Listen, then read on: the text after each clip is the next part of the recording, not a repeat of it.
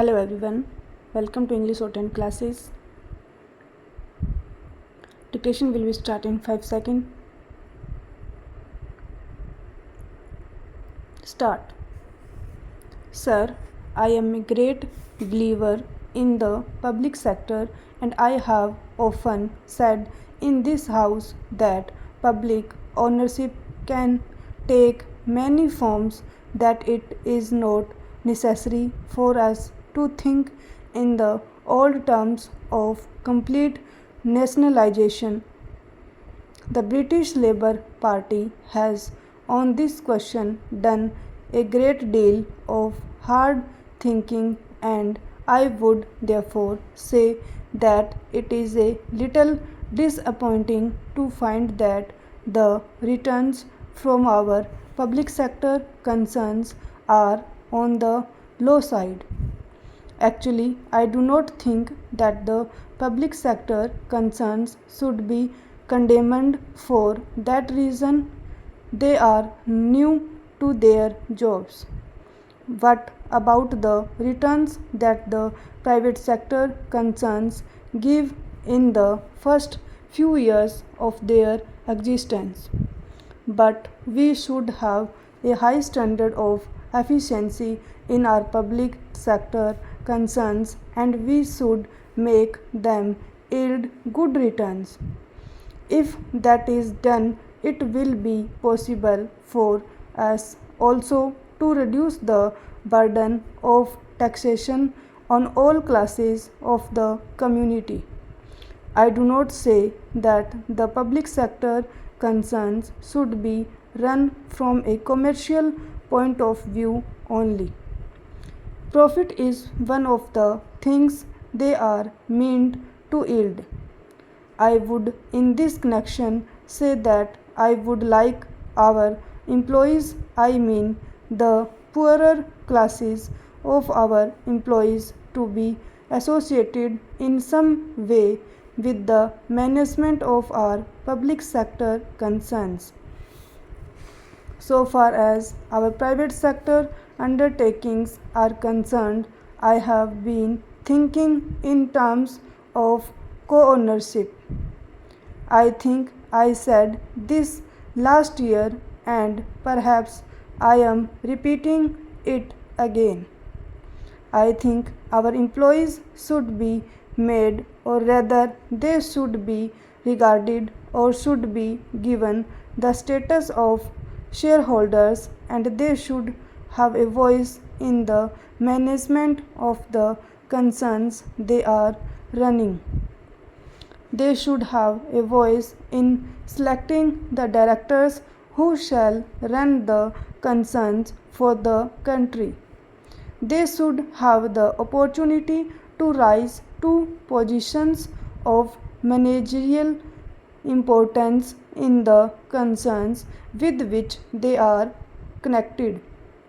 I think it is in some such way that we shall avoid the evils of what may be called bureaucratic socialism and give content to the shape of socialism which gives initiative, which gives opportunity, and which gives a sense of importance and dignity to the common man. Therefore, our effort should be to eliminate gradually the distinction between the employee and the employer. My point of view and the point of view of the honorable member are so different that we can only meet socially outside. Now, Mr. Vice Chairman, much has been said about foreign capital and foreign technical aid. There are people who are opposed to the employment of foreign capital at all. But no country has been able to do so. We should, however, be able to employ foreign capital without strings attached to them, as we are doing today. So far as foreign technical aid is concerned, we cannot dispense with it.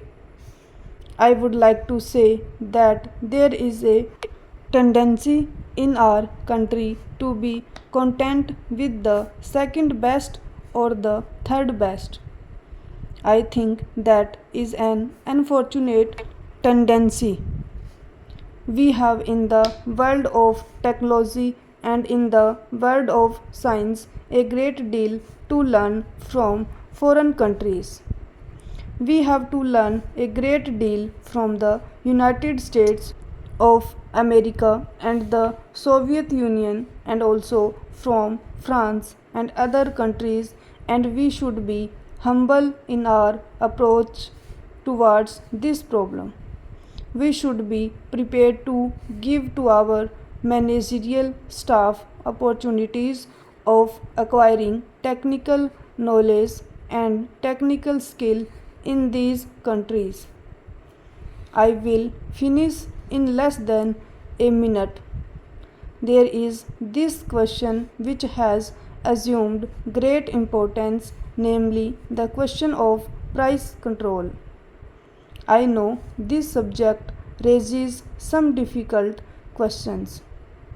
We have to consider the position of the farmer who has been exploited for ages by the people of the cities.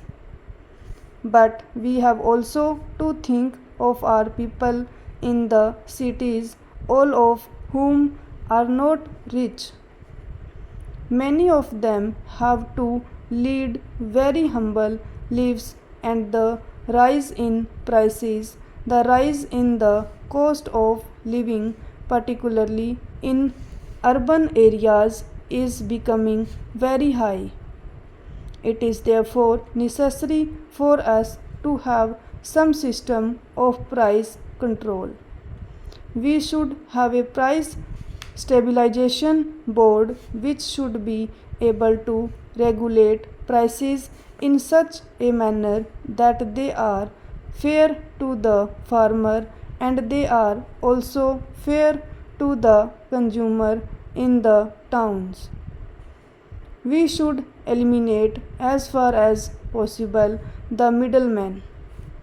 Then I should like to say that I am glad that the finance minister has given up deficit financing. But the question which arises is how we shall finance our fourth 5-year plan. Methods must be discovered which would enable the financing of the fourth 5-year plan in such a manner as to provide the greatest possible employment to our people. We must attach importance not only to our basic industries and to our heavy industries but to others also. Stop.